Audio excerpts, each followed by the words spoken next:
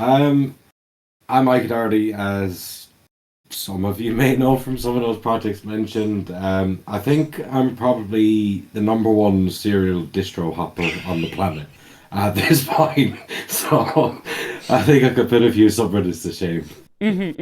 Yeah, that's whenever I go and like look up like the history of someone, whether it's you or anyone else, you'll run into people that have, especially people who are known, they'll have opinions of you or of anyone else out there. And the thing that I commonly ran across is you like to start projects and then at some point you disappear and another project starts.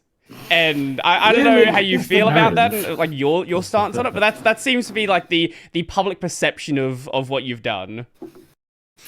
Yeah, I gotta admit that one is always a little bit, shall we say, irksome. I don't know if you have swearing on the channel, but Go at some right point ahead, you yeah, it's will. totally fine. So Anything, you know, just at don't some say point anything you will. don't want a recording of. Like that's anything else is fine. Nah, my job's over, man. We're good. um, so, yeah, I mean, it's quite easy to say that someone's had a few projects, therefore, like abandonment and whatever. But the way it's portrayed really plays like it plays like some daddy issue trauma that I've inflicted upon the world. I mean, in reality, if you look how long I was in, say, for an example, Solus, I was in there for a good number of years. While I'm not going to go into the specifics of leaving whatever, I'm sure people can use their own brains there. That said, it's also not recognised much the myself and others within the former and current Solus team and Serpent team were the ones who actually rescued Solus when they had the great downtime.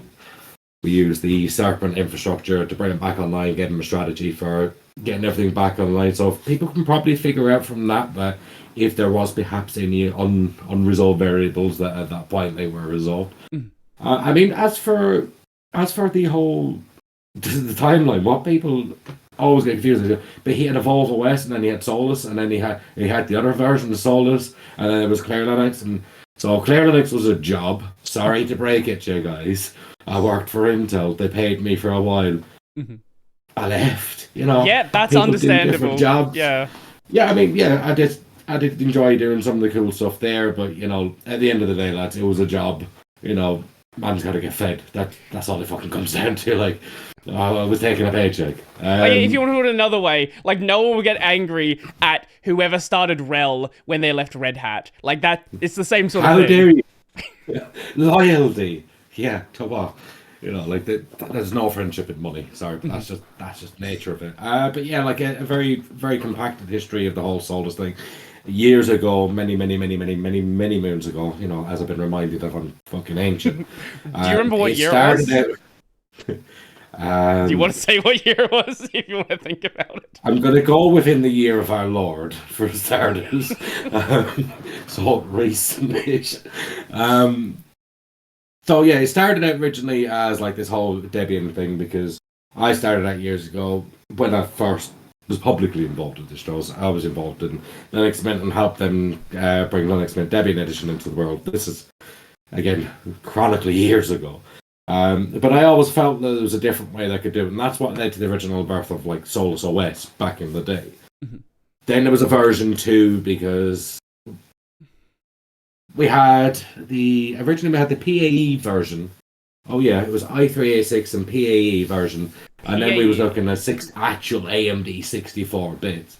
So between those two builds, we had from Debian stable, we had a diff of I think 7,200 packages on top of Debian stable to maintain. On top of sorry, did I mention stable? And it shat the bed every time we looked at it. So I couldn't deal with it. Like that was not the life for me anymore. So we went on to the whole like Solus West 2, and that's how I came across the, I'm gonna say PySci package manager. Well, let's all admit we're reading it. Yeah, we're all reading it as pissy. Let's be honest. Like, but how do you spell it? PISI, yeah, package is installed successfully as intended or something like that. I don't know. Okay. He named it eventually. But yeah, it was at the time it was like light years ahead of everything else. It greatly influenced by Gentoo. It was from the Paradis Linux project, but obviously Paradis, they lost all their funding because government changes, blah, blah, blah. So I was like, okay, let's use this package manager, and wouldn't it just be easier if we built this thing from scratch? I said, nobody ever. I did. I figured it had to be easier to maintain it than having to curse at somebody breaking the packages that I was dependent on. Right. So that's how we led down that. But there was a slight little schism in the community when I said, we're going to go independent, we'll do everything great. I mean, back then we had, like glossy 3D graphics on the website. There was bright blue here, silver there, and, pictures of actual boxes with the Solus OS logo on it because it worked out of the box. Like pre-Amazon marketing. If I went to archive.org, do you know what year I could go to see that? Oh God, it's got to be early 2010s, isn't it? 12, 13, somewhere around there. Did the domain ever change? It was solusos.com. Okay. Back in the day, it was kind of pretty looking for a website at that point. Another story, when after we accepted that website, somebody uploaded a PHP shell, but like that was not, so it came with a price. But so the community was completely fragmented because I wanted to change it. Like, this should have been the first sign back then. Run. There was a big great battle ensued, and the Debianizers didn't want to go against the independents, and familiar story. In the end, it got so utterly toxic, I had to basically terminate the project. I was like, nah, headshot, goodbye. But I always wanted to continue in that line of work, and that's how it was eventually reborn as Evolve OS. But in between all of this, in between all of these efforts, we had the advent of the Budgie desktop, which, to be fair to versions 2 and 3, was basically poor man's Chrome OS, like, with popovers. And that was originally slated to be based on Tumbleweed, I think it was back then. Okay. Like I wasn't gonna do the distro thing ever again. Familiar story though. I don't learn. If you know of somebody suffering with addiction. Hey, at least if you didn't enjoy it, maybe you would stop. I don't know. I assume at least you enjoy the distro thing. Yeah, I mean, it was going well for a while, and then it's like, do you know what? There was this great big body of work that we done for Solus OS 2. It felt a real shame to, like, chuck it all in the bin. So I was like, do you know what? I'm going to bring it back, and I'm going to come up with a new name for it, something really awesome. Evolve OS. Looking back, it wasn't entirely fucking creative, but that's what we went with. That lasted for a little while, and then I got a letter. I was living in the UK then as well. I'm back here now. That's why I'm full of bad luck. But anyway, I got a letter. It was signed William Hague, Secretary of State. I thought this would be fucking brilliant on that. I opened it up for use of the Trademarks OS. What? Hold the fucking phone here. Did you not just take a load of backhanders, getting a load of iOS devices and Chrome OS devices in through the House of Parliament, and you're on about me for getting a distro? I'm still pissed off about it now. This was like years ago, but literally raging. So I thought, right, I've got to fix this.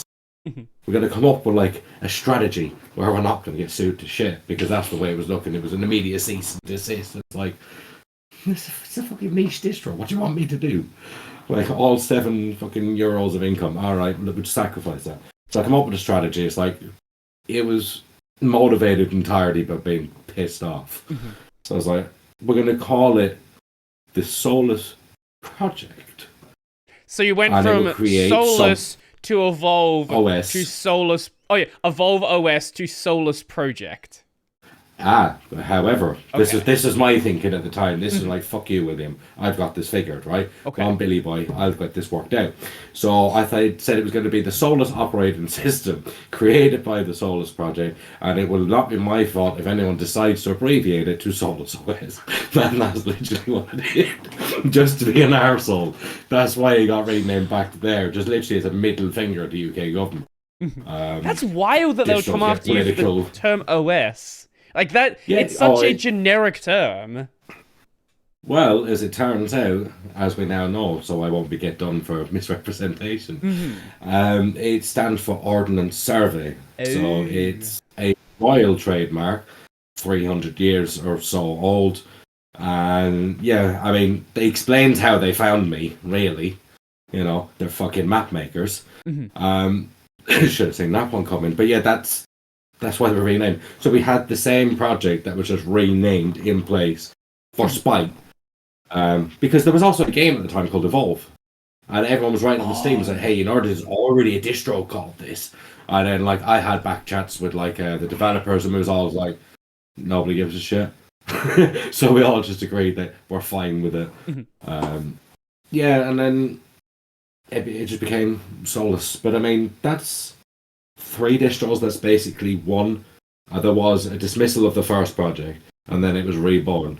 So only the first one was shot in the face. The second one was just a very, very confused name and story, but there was still, there was still that continuation. And then, eventually, many, many, many moons later, I was working for Intel. We did the whole Clear Linux thing.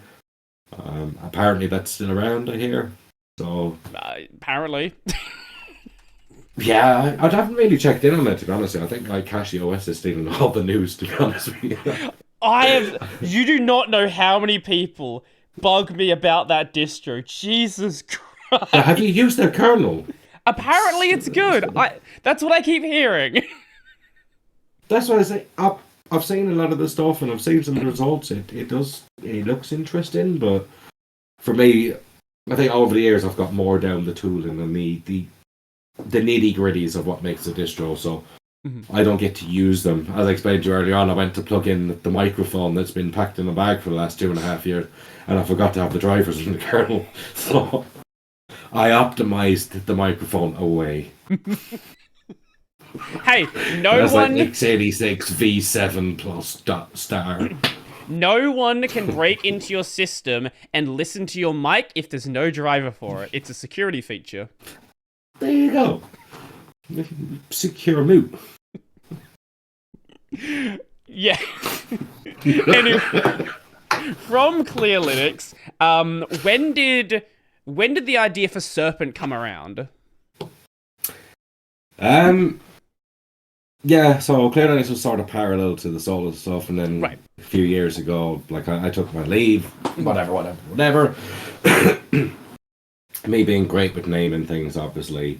It started because I was creating a game engine with D.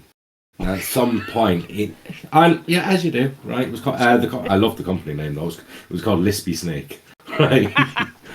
But that was originally because I was getting really pissed off because every time I went onto LinkedIn, right? Because sometimes you have to go onto LinkedIn.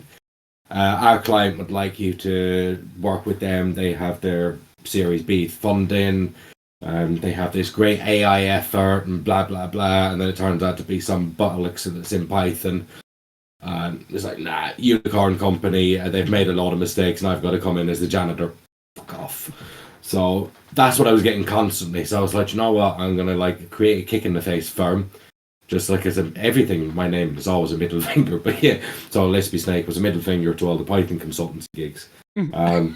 Fast forward a little bit, was making the game engine with it, and then I got really irritated because I wanted to be able to build for every platform. It was fine building for my current version of Linux, but then once you get into cross-compiling from Linux to Windows, just on Linux, at that point I was like, there's got to be a better solution for dealing with the toolchain. So it's like, why don't I create a small, set of reproducible scripts? And about 3 weeks in, I was going, fuck, I've created a distro.